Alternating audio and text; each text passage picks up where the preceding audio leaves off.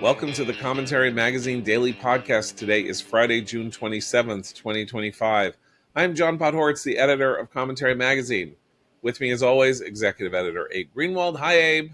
Hi, John. And senior editor Seth Mandel. Hi, Seth. Hi, John.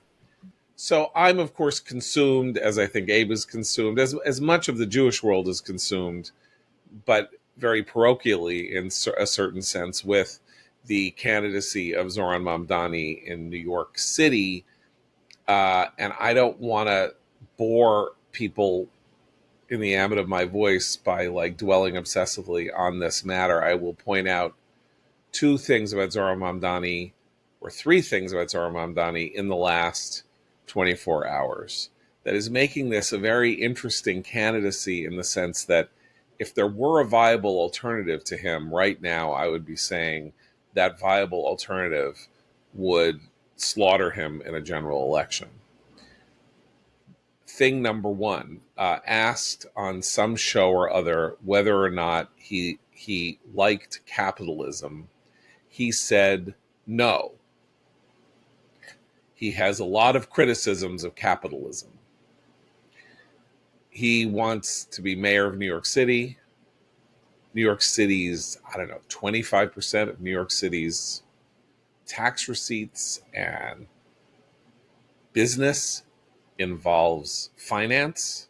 Finance is, of course, the arterial system of capitalism. And so you have somebody who is openly declaring himself hostile. It would be like going to, Alaska and saying you hate salmon and you don't believe in fishing. So that's thing number one. Thing number two is that he put out a statement about how what he believed, or his campaign put out a statement saying about what he believed in terms of economic policy, was that richer and, quote, whiter, unquote, neighborhoods should be taxed at a higher level than other neighborhoods in New York City. So he not only said richer, which I suppose is fine as part of a general consent that you want to raise taxes on the rich, he said whiter. So a person who, born in Uganda, comes to the United States, becomes a citizen 8 years ago, and is trying to mesh himself into the power of one of the two parties in the country, in a country that is, I believe, 72% white, has now declared himself officially some kind of a race warrior against white people. I mean, maybe you could say it's not war to say that money that is white money should be taxed at a higher level. But he said it. I didn't. I'm only the messenger. And then third, at 4:42 this morning, his first tweet of this day, as you know, you may have heard that, he really focused like a laser beam on the affordability crisis in New York City and on the problems of affordability. And he wants to do this and he wants to do that and he wants to. What was his first tweet at 4:42 this morning? An anti-Israel tweet from that notoriously fair anti-Zionist Jewish publication called Haaretz, with an absolutely astoundingly ludicrous claim that IDF soldiers are firing purposefully on unarmed, poor Gazans waiting in line for food. So focused is he. People keep saying to me, well, he's going to moderate his views now that he's going to move to the center. He's going to etch-a-sketch. He's going to try to make himself more palatable to the largest number of people. The first 72 hours since he won the election is demonstrating that he is fully intending to run as who he is on the issue set that he believes in, and that is anti-capitalist, anti-white, and anti-Semitic, in a city that is capitalist, 12% Jewish, and pretty white, actually. I mean, it's like 51% white if you count Asians as white, which I guess you're not supposed to anymore. Anyway, that is my roundup of Zoran Mamdani's Thursday into Friday morning. And so that's why I say I think he is very vulnerable. Uh, but on the other hand, he's not vulnerable at all. So can we discuss? Well, on the not liking capitalism, I mean, don't socialists, by definition, not like capitalism? I mean, I'll just sort of take that one Yes. first as the least surprising, certainly the least offensive, um, and probably makes him weirdly, the least vulnerable. Have you Um, ever heard a political candidate for office in the United States say that they don't like capitalism? He's breaking. I mean, maybe 80 years ago, when there were actually two communists in the right. House of Representatives, um, maybe people said it then. No, But generally that it speaking, makes you talk sense about to reforming capitalism. You don't talk about right. disliking capitalism. That it makes sense to even ask the question now Yeah, is is representative of the strange world we are in politically. I think it's a bigger deal than one realizes because I don't. I know that polling has shown over the last 10 years or something like that that particularly among the young that socialism, the word socialism is in better odor than it has ever been, and that obviously the idea that capitalism is an unjust system is very fashionably up to date. Obviously, the famous, hugely successful book by Piketty and Schmickety and his colleague Bickety, Capitalism Sucks, a 600-page rant.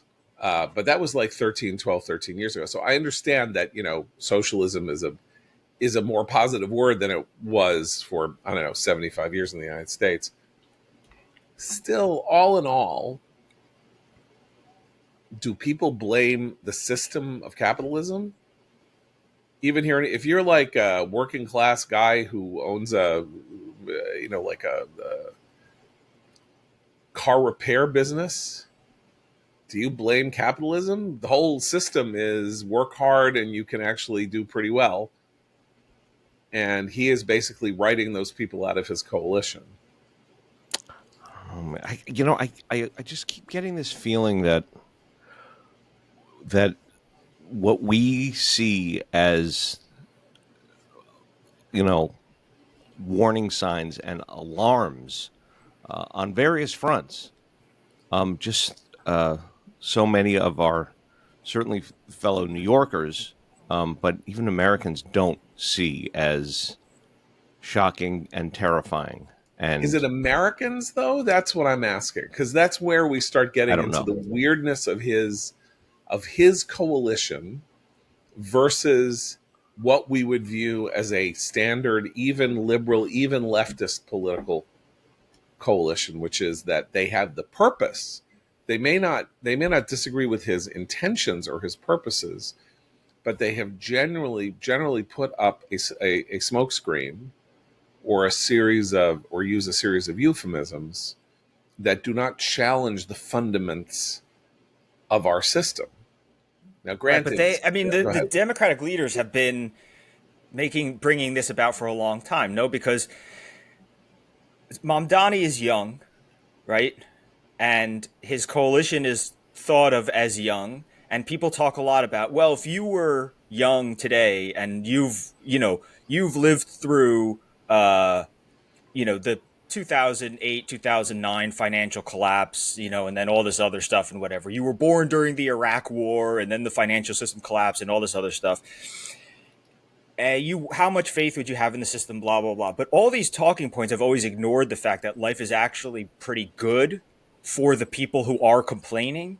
And so Democratic leaders have spent years telling younger people to complain, encouraging them to complain about the economy and encouraging them to see things in a very skewed manner because their lives were actually pretty good. And this was something that came to light, of course, during Occupy Wall Street when, people would get out of their, downtown their parents' brownstone downtown, walk across the street to Zuccotti Park, and protest capitalism and then go back home for dinner across the street.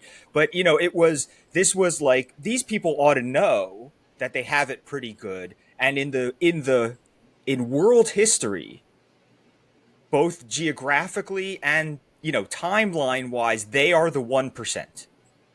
The rest of history is the 99%. And these guys and they've grown up in an atmosphere where they really haven't I'm not going to say nobody has challenges. That's not true at all, but that's normal. People sometimes struggling to find jobs is a thing that happens, but they've been encouraged by their elders to see it as unique, to see it as, for the first time in history, young people are having trouble finding a job. And suddenly they're, what was it, quiet quitting, and there were all these terms for like just being miserable young people and finding excuses not to show up, and they were encouraged. So to me, it's like Mamdani coming along and saying he doesn't like capitalism was sort of inevitable because of all the people who claim to like capitalism who came before him, who were just like shoving negativity in his coalition's brain, and then his coalition grew up and became of voting age. So I grew up in the 1970s, and I went to a New York City private school. And it was not until 1978, when I went to the University of Chicago, that I understood that capitalism was not necessarily a dirty word, but was rather a description of an economic system. That it was not an epithet, but a summa, like a stand-in for free markets and sort of the fact of private ownership, the right to negotiate your own business terms and make deals, and however you want to summarize the idea of capitalism. So I'm familiar with the world that you were talking about from my own youth in an upper middle class New York City setting. That was very much the case with the 60s radicals and the draft dodging 60s red diaper baby loathsome people who taught me high school, but who were only, who basically spent 10 years in graduate school to avoid the draft, and then and never finished their PhDs. So they ended up teaching in New York City private schools. And and they were pretty good teachers, but they were, but that's who they were. So I'm familiar with this, but they did not have spokesmen for their views in practical American politics. Almost none, right? That's why Bernie Sanders was such a unicorn when he won his seat for the Senate in Vermont, because he said he was a socialist. And there had not been a person who said, I am a socialist, and had won office in the United States in decades and decades.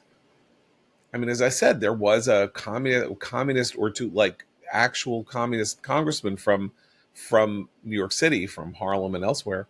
I think there were two. I should remember their names, but maybe there was only one. But this was a novelty, and of course, makes sense. He's been now there for 30 years or something like that. So he was a novelty then. He's now 87,000 years old, and he can still shoot a basketball and is, drawing crowds. My point, and he's got AOC in the mix now too. I mean, so he's not singular either. Right. Yeah. But it's not. They're not huge. They're not this movement. I just read something about how the Democratic Socialists of America had a banner day on Wednesday or Thursday here in New York City because they gained 3,000 new adherents. It's a city of 8.4 million people. 3,000 people signed up to become Democratic Socialists. I wouldn't exactly call that a mad dash it's better than nothing, and it's a sign of growth, but this is still very much a fringe set of positions in the United States that now has this election that is going to be a landmark in the journey of these views from the fringe into something like the Democratic mainstream, or at the very least, a warning shot across the bow of mushier Democrats who are now going to have to fear the energy, enthusiasm, and single-minded focus of this crew of ideologues looking over their shoulder, raising money against them, all of that. So I don't know what to make of this, except to say that when this has reared its head 50 years ago, the country was still inoculated against the idea of saying that I'm a socialist, because there was the Soviet bloc over there saying they were socialists, and they were, no matter how much people said they were Maoists and stuff like that in the radical chic classes, we were still organized as a society with the idea that our singular adversary on the planet were nations that called themselves socialist. So that's why I say we're in this conundrum, which is that Mamdani is handing the planet all of the means and materials the planet needs to deny him this mayoralty. But denying him the mayoralty is a practical challenge that is very, very hard to overcome because of the extremely problematic nature of the two candidates who could, or three candidates who could deny him this position. Curtis Sliwa, the Republican nominee for mayor, ran in 2021. He got 320,000 votes then. Eric Adams got 700, who was running as an independent, got 720,000 votes in that same election to win the mayoralty. He's now running as an independent. And Mario Cuomo, who may run, though I think he won't, but apparently isn't willing to say he's not going to run, got about 350,000 votes on Tuesday night. So there you have the anti-Mamdani vote. It's about, if you add it all up, and these are all people who either didn't vote for Mamdani or affirmatively voted Republican, it's about 900,000 to 1 million votes. And Mamdani got 500,000 votes, or somewhere in the range of 500,000 votes. And, so he's assuming every one of those votes voted. So even if the vote against him were to coalesce, I still don't know how the natural advantage of being the Democratic candidate in a highly watched election with a candidate who generates enthusiasm like Mamdani does can overcome it. And there will be at least two of these alternatives. Cuomo may drop, but there's this delusion abroad that Curtis Sliwa, who is the Republican candidate, will drop somehow or get a job in the Trump administration and leave the field open for Eric Adams. There will be a Republican at the top of the ticket running for mayor of New York City. There are all kinds of technical, logistical reasons why the Republican Party in New York City cannot allow that slot to go unfilled or to have that race unchallenged. There may be money considerations. There's questions of ballot access in future elections. If not enough votes are garnered by the Republicans in this contest, there are all kinds of things that I don't even know about in election law that mandate and require one of the two major political parties to have a candidate at the top of the ticket. If Sliwa were to disappear, Abe could go at the top of the ticket. It doesn't, they'll have to, someone will be there. Like if Sliwa dropped dead tomorrow, the Republican Party would put somebody in that slot. So there will be a Republican candidate, and then there will be Eric Adams, and maybe there'll be Cuomo. And so the end result will be that the anti-Mamdani vote will be split between two people, and then he'll sail in one way or the other. And then there's the final idea, which is being floated by people like Bill Ackman, who suddenly got political consciousness after October 7th and seems to be one of those people who thinks that money solves everything, that can get a lot of money together for somebody very charismatic, whom he doesn't name because nobody knows who that is, to run a write-in campaign. The most successful write-in campaign in American political history was for Lisa Murkowski running as re-election in the Senate in Alaska when insurgent Republican knocked her off in a primary, and she ended up doing a write-in campaign. That is a state with like 175,000 voters total. So having a write-in succeed in that state is not like being in a city where there are 4 million people eligible to vote and you have to get them to write in the same name.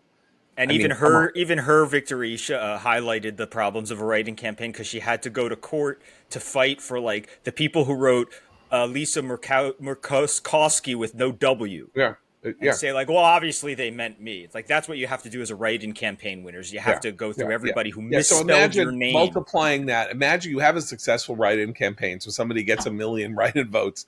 Imagine the ballot challenges there. Going through 1 million, it's like, hanging chads times 1 billion. So, okay. So End of my rant. Yes. Go ahead. here's the thing. So it seems as if the circumstances around the New York mayoral election are peculiarly favorable for Mamdani, and that so if he wins because of them, it will nonetheless be taken nationally by Democrats. His campaign is a sort of model that this is what you have to do. But the thing is, I think while the particulars are particular to New York, in some general sense, it is representative of a more broad problem. No, it's not about the Cuomo who got, not nationally. It's not that every establishment Democrat is Cuomo, or that, or Adams who got pardoned by Trump, who had these particular problems. But there's some version, writ large, of the establishment just being bogged down in all sorts of things that make them unappealing, and the up and comers having the energy, and no matter how radical they are. I think that's inarguable. And so I just, I don't mean to sound pessimistic. I'm being realistic. I think that Mamdani is unelectable under almost any other circumstances aside from the ones he finds himself in. And let's if we go back a year and Curtis basically runs unopposed as the Republican nominee for president, for mayor, let's just make the point that serious politicians who leave a sweet spot open because they're too afraid to upset their own apple carts. If a serious Republican had run for mayor of New York City, I don't know who that is, but if Lee Zeldin, maybe he doesn't even live in the city, but if Lee Zeldin hadn't had run for mayor instead of becoming what is he's EPA administrator or something like that under Trump, and he had just been sitting there as the Republican, then one of the reasons you run for office is the guy who you're running against could blow up, could literally commit political suicide, and then you walk into the race. Like, there are many ways in which people win elections. And none but the brave deserves the fair. Who dares wins. The fact that every serious prospect to possibly win this election stayed out of the election, and Curtis got the nomination for the second time after losing 72-28 in the last election, is a sign of a real vision problem for not only Republicans in New York City, but in American politics in general. And it's at odds with the Republicans having been doing better, we should say, statewide. In general, Republicans have come to life in New York State and in parts of New York City. Right. Not the mayor. That's exactly right. And there's this amazing Pew granular study of the 2024 electorate that came out yesterday that shows the extent to which Trump's gains among Hispanics and Asians and African Americans are real and see, like gain double digit gains based on his on his base vote in all of these categories and in cities and things like that. It's not enough to win the election or win an election. It's not like, but it is suggestive of the future that, if there are Republican successes and if Democrats fall off an ideological cliff, the growth of the change in the American electorate is real. It also makes perfect sense. Like the FDR was elected 94 years ago or 96, 97 years ago. The idea that the FDR coalition remains the backbone, it's 1/3 of I don't know what it is. It's like 90 out of the 240 years of American existence, this one electoral coalition remains the potent force that helps define the parties. That's not right. That's not American politics. It doesn't make any sense anymore. So things should be shifting and breaking, and tectonic plates should be moving. We're a dynamic country, so that's normal. And then, but some politicians are leading indicators, and most politicians are the opposite of leading indicators.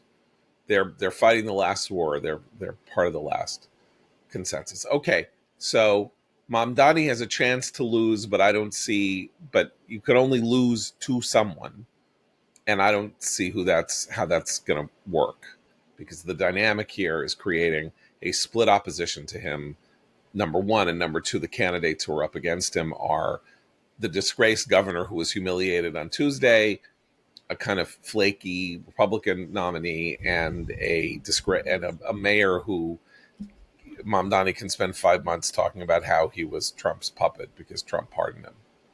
And everything. Who's? Yeah, go ahead. I was just going to say, and everything we'd like to think that would be for Mamdani an own goal will not be. Right. Well, he has to run away from his views for you to go, aha, he's running away from his views. He doesn't listen. Yeah. He's not going to run away from his views. So he's saying, take me warts and all, or take me as I am. And by the way, the other thing, I think we talked about this a little yesterday, is the political advantages that are represented by that in New Jersey and in New York this year and next year.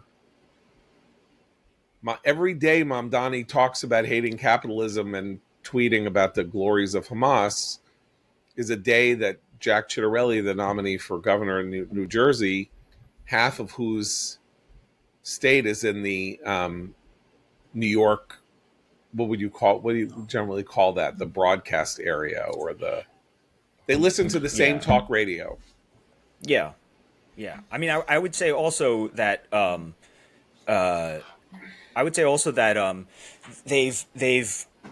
Kamala is a kind of model for this, right? Because Kamala Harris ran, and Republicans brought up her old statements and tweets and all these things that she said that were ridiculous. All sorts of stuff about, trans issues and some of the things that were really trending against Democrats. And she didn't really fight them off. She didn't seem to be prepared to either denounce her past positions or even explain it. She was caught really flat-footed by it. Mamdani is probably not, he's so much the better politician than she is, and he's probably not going to be caught flat-footed, but that's going to be the model. People are there, people who run in New York and New Jersey, not just against Mamdani, people who run in New York and New Jersey are going to say, like, look, his whole Twitter feed is still up. He's still got all this stuff, and they're going to ask their opponents, here's the guy you're running against, the guy who wants X, Y, and Z. The question is how Mamdani is going to handle positions that he didn't run away from so much as ignore. He has in the past, he just kind of didn't bring up all these silly things that he used to tweet about, and he brought up different silly things, like, I'm going to freeze rent with my bare hands, and silly things like that. But the question is whether he's going to just say, yeah, that was kind of silly of me to say defund the police. And I don't really believe in defunding the police and all that stuff. And if he gets bogged down in that stuff, or if he's willing to walk away from it, because he wasn't willing to walk away from globalize the intifada.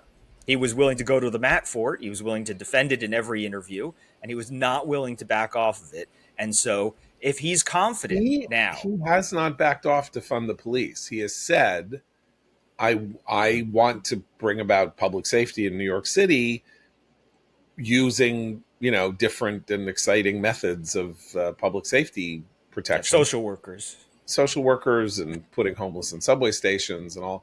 So if he has calculated or is about to calculate that there is no point in running away from his views, he doesn't want to. It's not in his wheelhouse to do that. He has very little electoral experience outside of running, for the assembly in a safe district and being an assemblyman. So the idea that politics involves compromise is not really in his personal experience.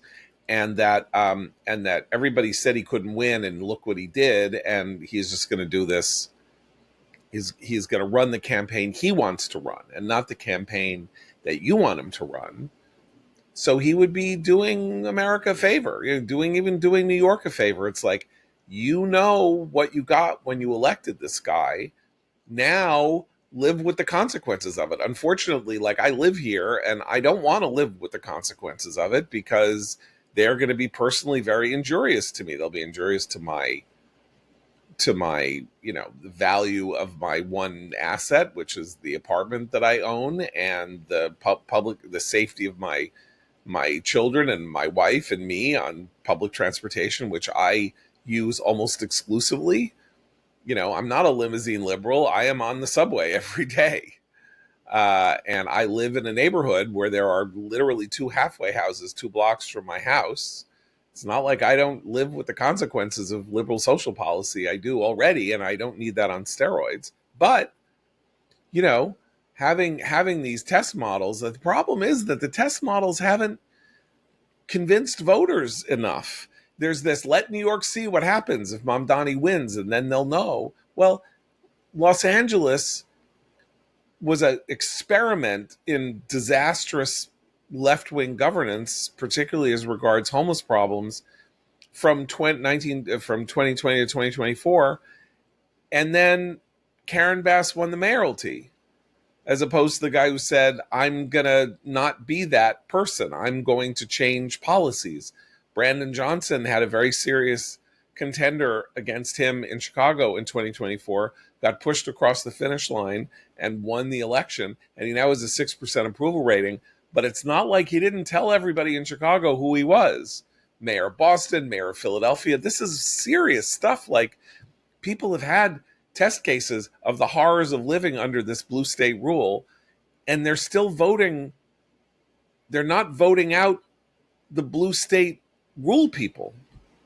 Right. They're not voting for somebody who's not blue.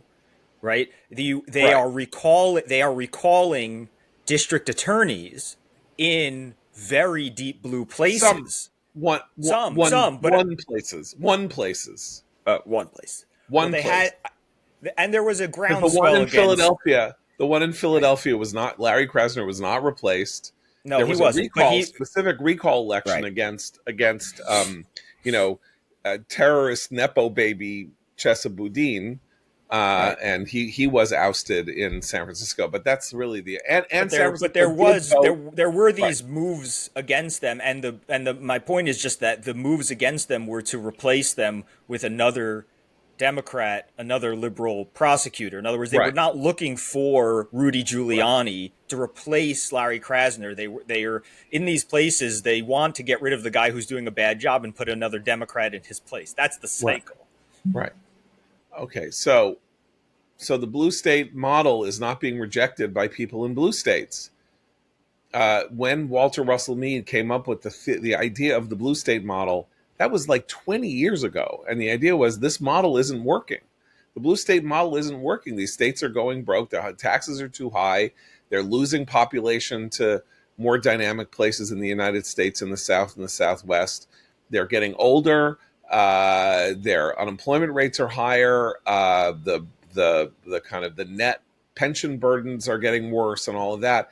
This model is not working, and the public is going to reject it. And the only place the public has rejected it is at the top of the very top of the ticket a couple of times, in electing Trump in 16 and 24, and otherwise it's not working. You live in a blue state and you're still electing people who are blue state model politicians. So the theory that Walter was adducing, which is that this model would prove itself unworkable and would be replaced by something else, has simply run to ground. Maybe that's because the red state model, as represented by the financial meltdown and some others, not the red state model, but the anti-blue state model, ended up coming crosswise of the financial meltdown and other problems in relation to how you felt about Trump and all of that among the people who might have moderated themselves or moved somewhere else and moved to the center. So, that hope, the hope for reform from the center to the left, is now completely exposed as an illusion. There is no reform. It's quite the opposite. The party is moving decisively to the left. So no matter what the result, no matter what the practical results, there's no reform and there's no split. Sometimes people talk about the Democrats being split, and where's to be split, you need more than the one half to be John Fetterman. Yeah, one out of right. They're not 40, Democrats aren't in disarray if Chuck Schumer is kissing Zoran Mamdani's ring. Right. Okay, so this is where this is where we are. Can we okay, Seth, you mentioned the 1% kids at Zuccotti Park and the who are the volunteer door knockers of the Mamdani campaign and all that. They're miserable. They're miserable. They're unhappy. They think the country is unfair. Their rent is too high. They can't get a grip on things and all of that. And this dovetails with a couple of things this week, or that these polls that now suggest Jonathan Haidt has been looking at them and various other people. American conservatives express a higher degree of contentment with their lives and overall happiness than liberals. And the numbers are not even close. You ask a conservative, is their life good or are they happy or whatever? The numbers are 60 to 70%. The numbers are 30 to 40% among liberals. And this, I think, strikes everybody as surprising because, of course, liberals are supposed to be having more fun, right? They have more sex, supposedly, though they don't anymore. They have more sex. They're out. They're doing. They're 60. They're fun. It's all about personal growth and expressing yourself personally, and you have no ties, and you do whatever you want, and it's self-actualizing, and it's, they go hiking, and they have tattoos, and they're, and they grow their hair is whatever, they can be whatever they want to be. And the net result of that stuff, as opposed to conservatives who are they're mean and they're worried about the future and they're racist and they hate minorities and they make their kids go to church and they're full of anger and they like Trump and it's awful and they're way happier. So there was this thing in the New York Times on Wednesday, which was called something like "Motherhood Should Come with a Warning Label." And it was a video interview with a bunch of mothers conducted by Jessica Gross, the parenting columnist of the New York Times. And it was these women saying, everything about motherhood is terrible. No one told me that it meant that I would have to, yeah, I would have to put my ambitions in a drawer, or like that, how am I going to afford things? And it's so expensive and it's not fair. And they're sobbing and they're weeping and they're crying about how awful their life is. And I'm like, why would anybody, why would you want to be that person? Why wouldn't you want to be, I don't know, Bethany Mandel, wife of Seth, mother of 6, homeschooling parent, grew up in a trailer park. This is something that Bethany and others in her circle talk about a lot, because and I see it also. Emily Zanotti, another friend, online that a lot of people in the conservative world know. They have conversations like this a lot. And Emily's point repeatedly is, I mean, she says this a lot, that we have to stop talking about motherhood in a way that's convincing people that they don't want to be parents, right? That like motherhood has like a PR problem in America, strangely enough, because the people who are talking about it are the people who are complaining about it, and the people who are happy about it are the people who are just doing it, right? It's like the whole thing about, you're always going to get 3 times as many complaints about something as you get compliments or something like that. But it's like it has a PR problem. That's their complaint. So I do see that. But it isn't a PR problem. It's so much deeper than a PR problem. You're right.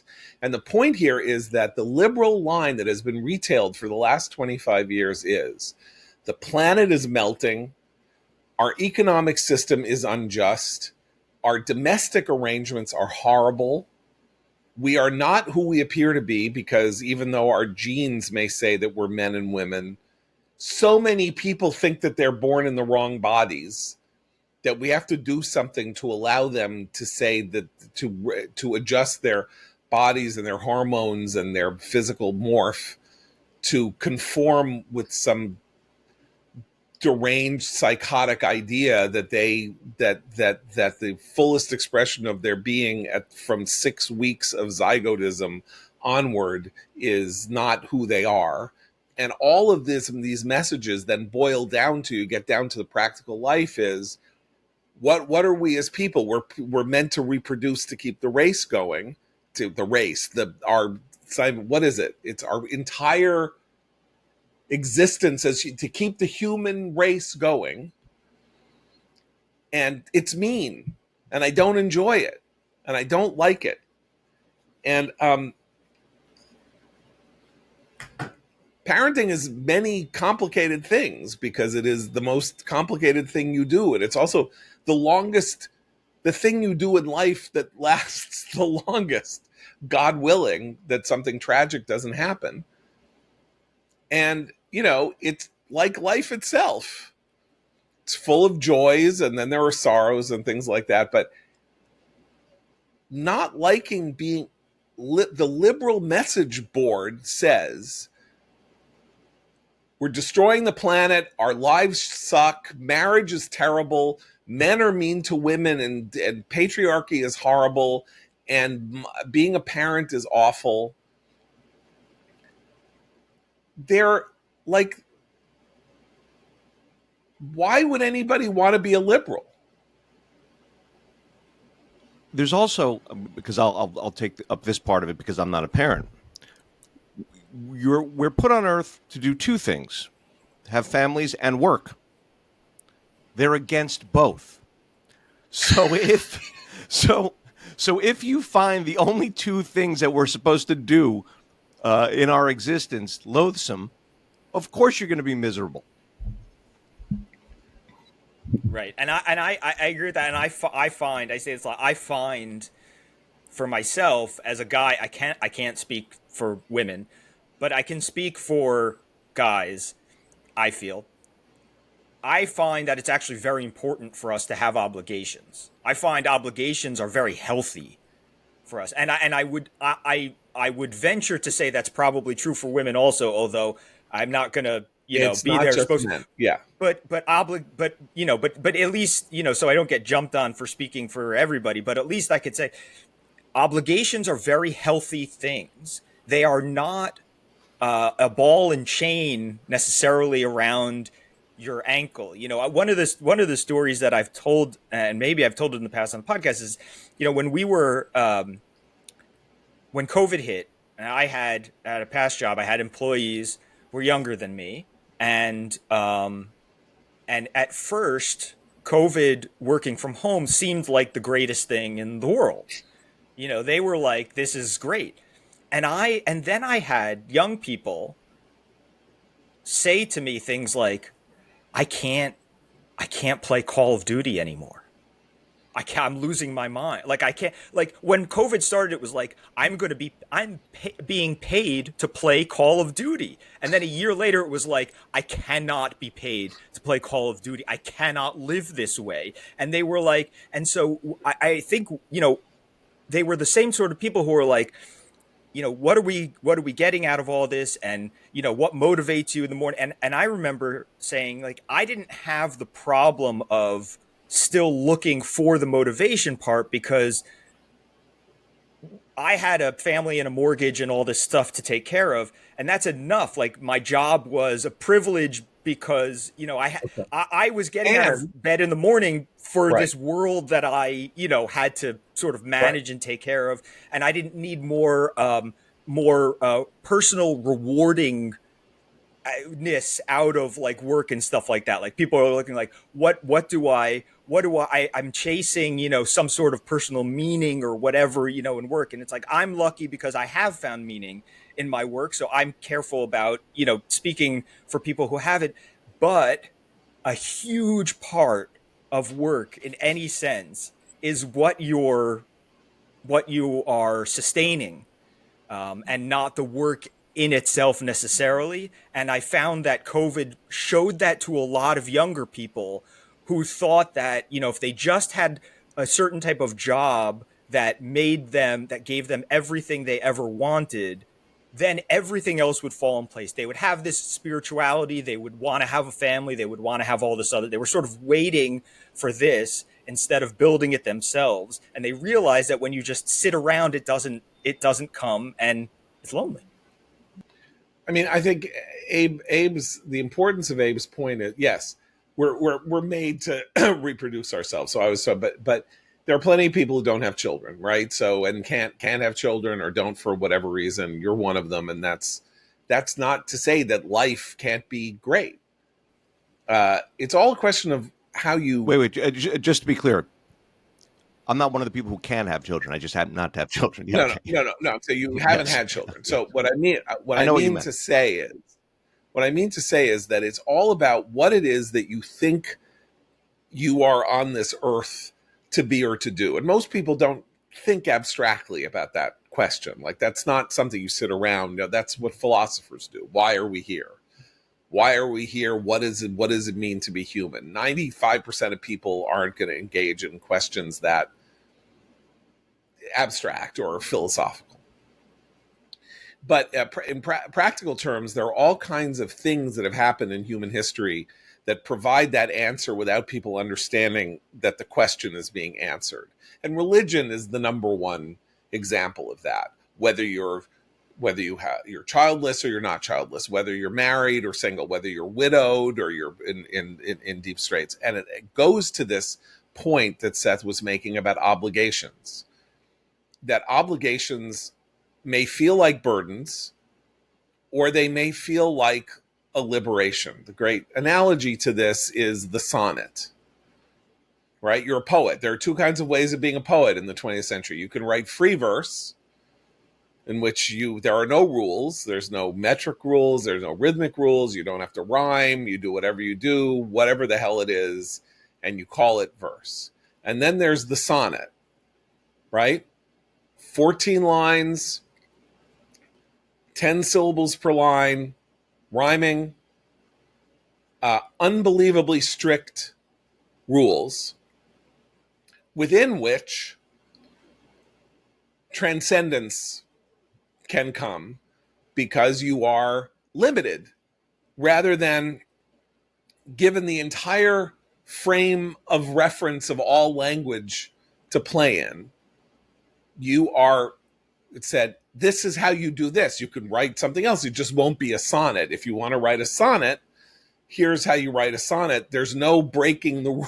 There's no breaking that rule. Otherwise, it's not a sonnet anymore. And it's like the religious traditions or any kind of life of tradition says, here are the boundaries. If you live within the boundaries, then you don't have to worry about what's going on outside the boundaries. You just ignore that and focus on your patch of garden and try to tend to your garden, right? That's the end of Candide spends his entire existence trying to figure out what the meaning of life is. And it turns out that the meaning of life is tend to your own garden. Don't go around the world trying to fix everything. Tend to your own garden. I don't know. It seems to me that the classic problem of liberalism now, or leftism or whatever, is that it is all it offers is dissatisfaction. And right. Well, and a sort of antagonism on the Abe stuff, right? And again, I'm not speaking for Abe, but I know Abe very well, and he doesn't go around saying, I don't want to be a parent because the planet is on fire, and how dare I bring someone into this fallen world.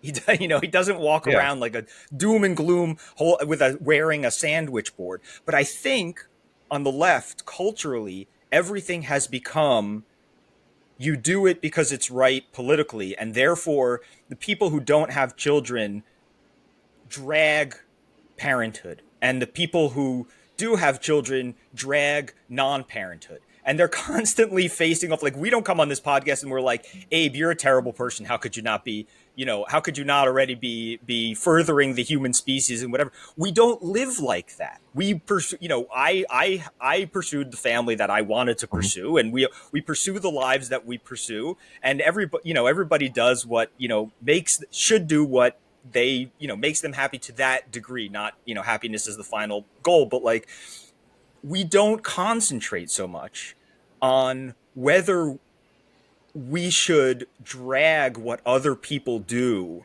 in order to feel better about ourselves or our choices or our situation. Can I just interject, because I'm being used as an example, and I know there will be speculation out there.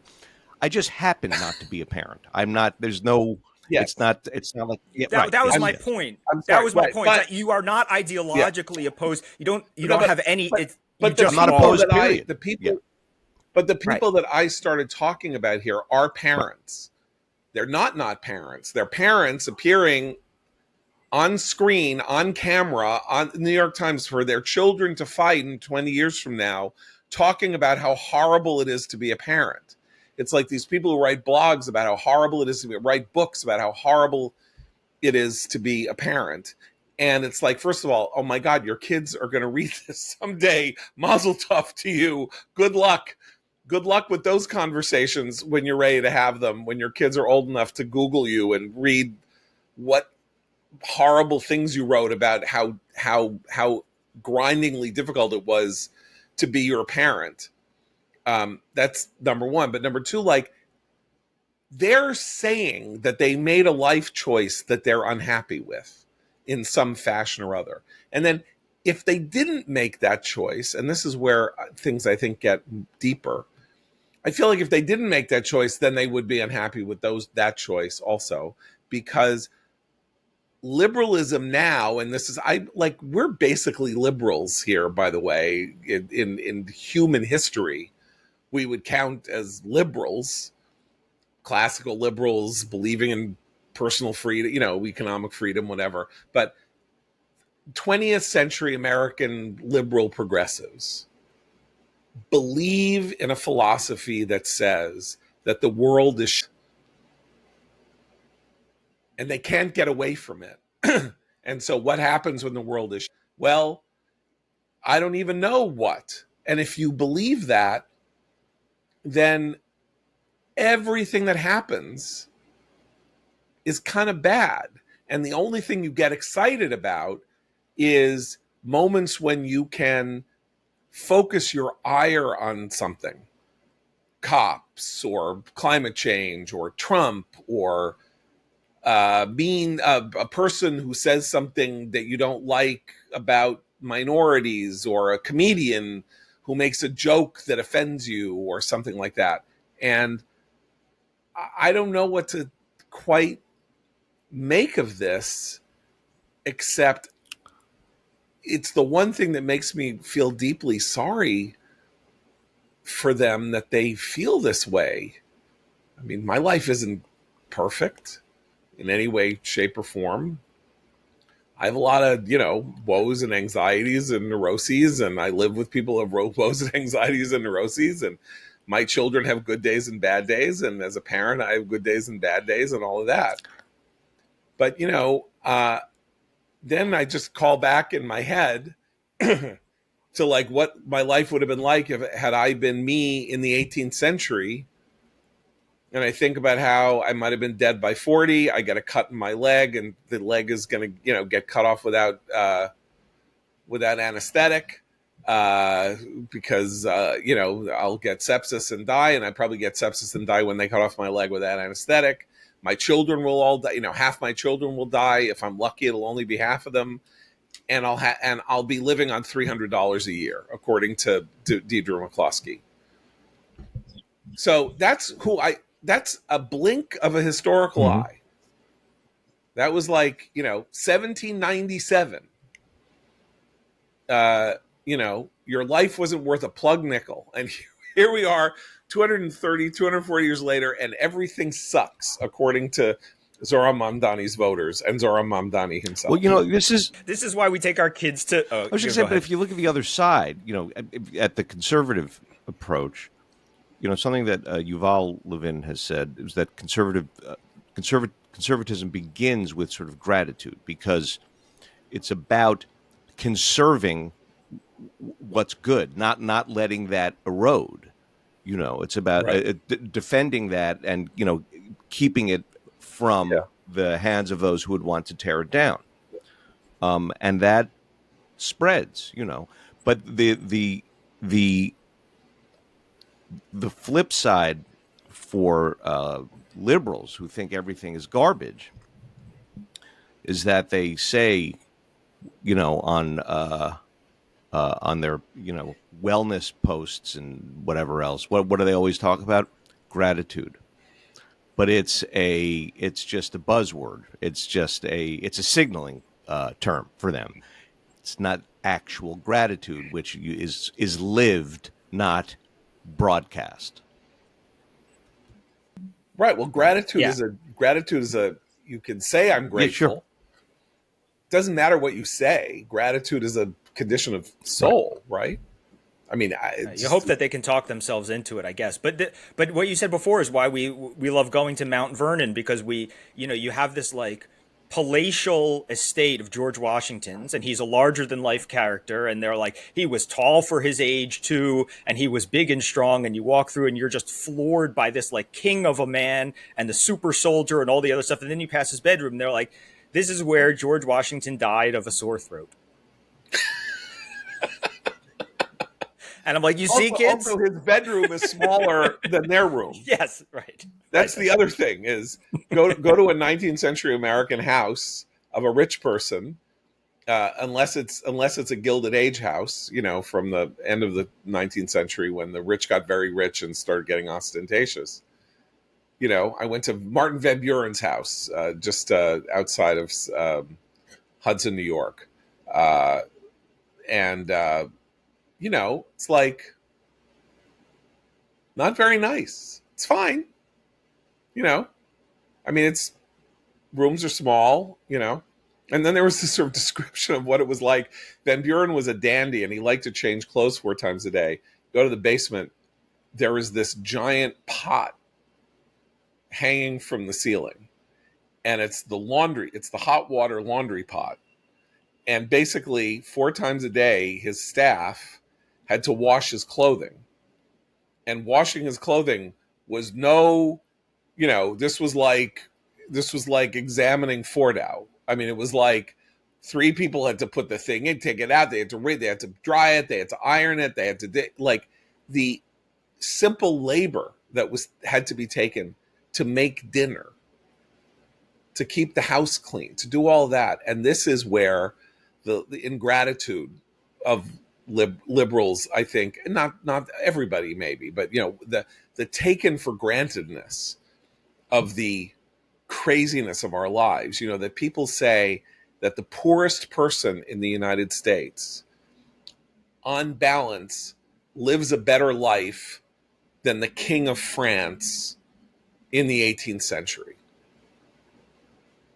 Eats better food, has better health care, knows how to, can take an aspirin, when they have a headache, stuff like that.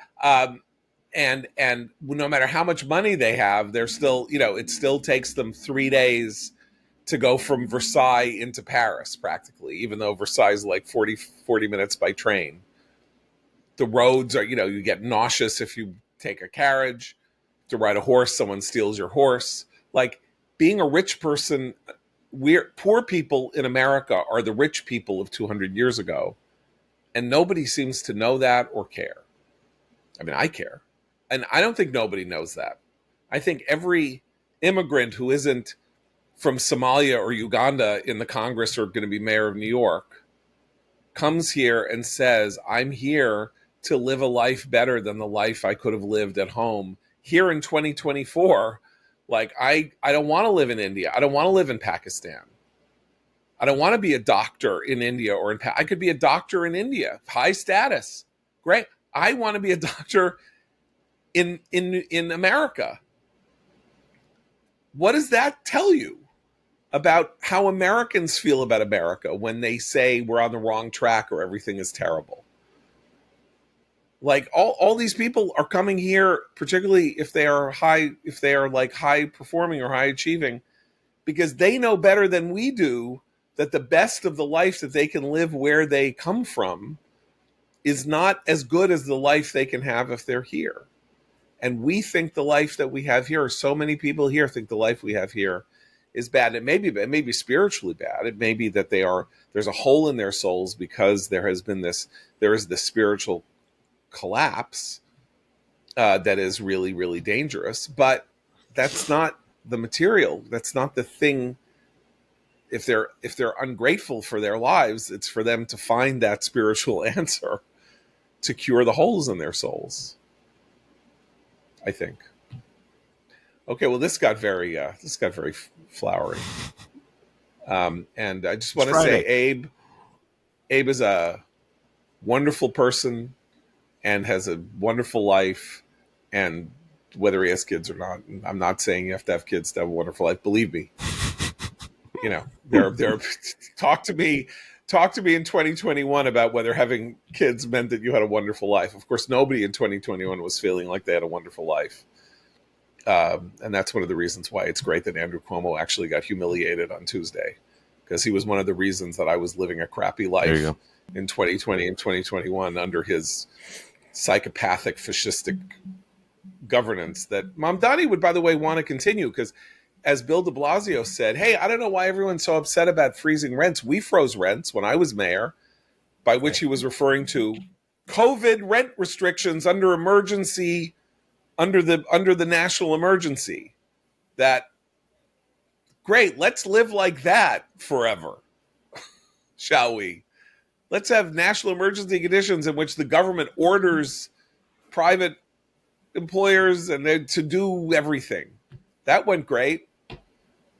Got to 10% inflation and lack of freedom, and people were being thrown in jail for going to the beach. Fantastic times. Okay. We'll be back on Monday. For Seth and Abe, I'm John Podhoretz. Keep the candle burning.